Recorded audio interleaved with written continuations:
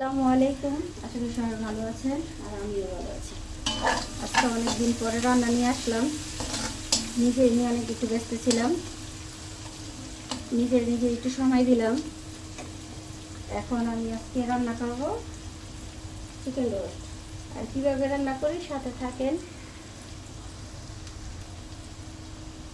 এই পেঁয়াজটা আগে থেকে এখানে আগে পেঁয়াজ রোস্টে লেগে ব্যবস্থা করে রেখেছিলাম। আর এখানে যে পেঁয়াজটা অল্প পেঁয়াজ দিয়ে আবার বাইরে নিতেছি। আজকে সাদা পোলাও দিয়ে মুরগির রোস্ট হবে।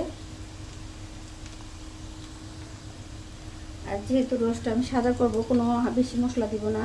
এর লেগে যে আস্তা কতগুলা মশলা দিয়ে দিলাম, এলাচ, দারচিনি, লং, তেজপাতা। দুনিয়াতে সব কিছুই প্রধানমন্ত্রীর চোখে পড়লো, এই তেজপাতাটাই পড়লো না।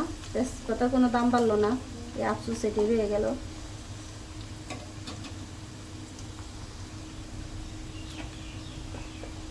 পরিমাণ মতো আদা রসুন বাটা দিয়ে দিব, যেহেতু চিকেনটা একটু বেশি দিয়ে দিলাম আদা রসুনটা।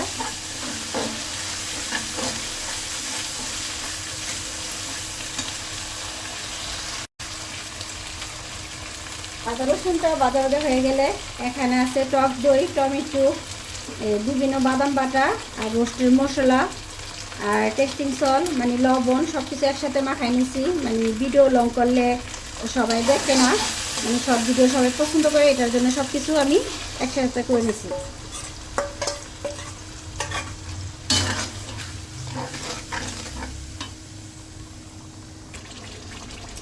এটা আমার কষানো হয়ে গেছে। আর আগেই আমি টক দই, লেবু আর লবণ দিয়ে আমি যে রোস্টেড চিকেনগুলো আমি ভেজে নিয়েছিলাম। এখানে 3টা মুরগি আছে।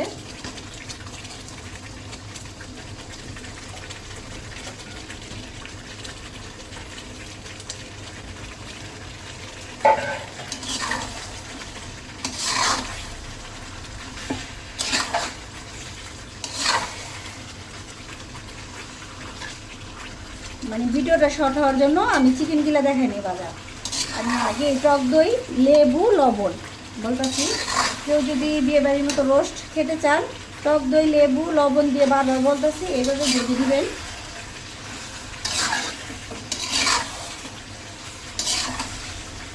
আর আমি একটু ভালো করে কষাই নিব।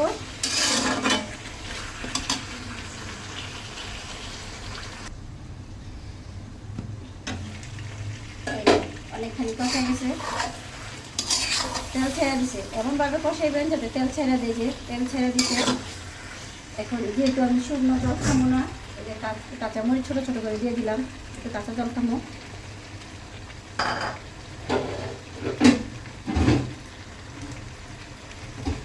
আর আগে যে গরুর দুধ জাল দিয়ে রাখছিলাম, আমি আজকে দুধ দিয়ে পোলাও রান্না করলাম, দুধ দিয়ে মুরগির রোস্ট রান্না করতেছি।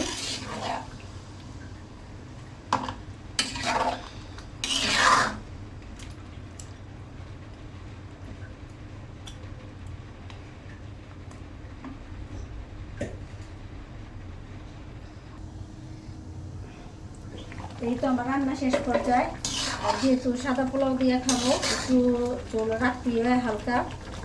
আর সাদা পোলাও খামো, ডিম যদি না খাই তাহলে কেমনি? ডিমটা আমার ছেলে পছন্দ করে না, আমি আর বাচ্চারা পছন্দ করি। তা আলাদা রান্না করবো, নিজেরাই খাবো। ডিমটা এটার মধ্যে দিয়ে দিলাম।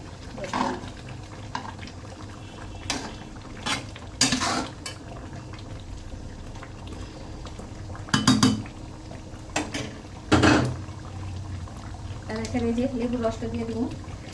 আমার রান্নাটা যদি ভালো লেগে থাকে, অবশ্য যারা জানেন রান্না করতে তারা দেখেন না, আর যারা না জানেন তারা দেখেন। দেখলেই চলবো, কোনো কমেন্ট, লাইক, শেয়ার করতে হবে না, দেখলেই চলবো, সমস্যা নেই। আর এমনকি এটা আমার প্রফেশনাল নাম, মনের থেকে আমি দুষ্টামি করে করি।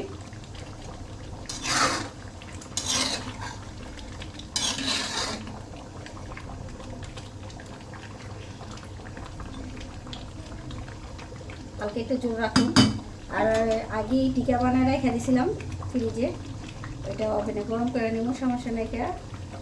এই যে হালকা একটু, যেহেতু এই যে যদি পেঁয়াজের বেস্তাটা লাল করতাম, যদি শুকনো জাল বা কোনো মশলা জাতীয় থাকতো, যেহেতু দুধ দিয়ে রোস্ট করছি, তাহলে পেঁয়াজের বেস্তা যদি লাল করতে দেয় দিতে লাগবো।